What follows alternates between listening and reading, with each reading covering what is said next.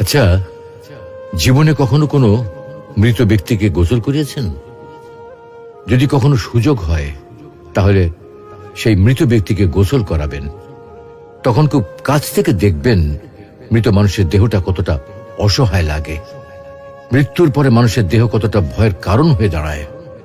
সুযোগ পেলে রাতে লাশটা পাহারা দেবেন, তখন বুঝতে পারবেন প্রিয় মানুষটার লাশ রাতের বেলায় আপনার কাছে কতটা অদ্ভুত লাগে, কতটা ভয়ের কারণ হয়ে ওঠে, কতটা আতঙ্কের কারণ হয়ে যায়।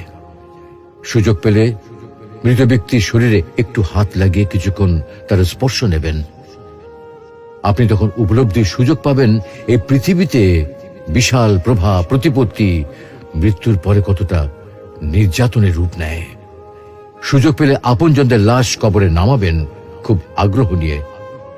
শেষবারের মতো মৃতদেহের মুখটি একবার দেখার চেষ্টা করবেন এবং বারবার উপলব্ধি করার চেষ্টা করবেন এই মৃতদের সাথে অনন্তকালের যাত্রার পথে এটাই আপনার জীবনের শেষ দেখা। সুযোগ পেলে মাঝে মধ্যে কবরস্থানে গিয়ে নীরবে কিছুক্ষণ দাঁড়াবেন। এরপর মনে মনে চিন্তা করবেন জীবনের লাভ ক্ষতির হিসাব। এই মৃত মানুষগুলো এই পৃথিবীতে কি করে গেছেন, কাদের রেখে গেছেন।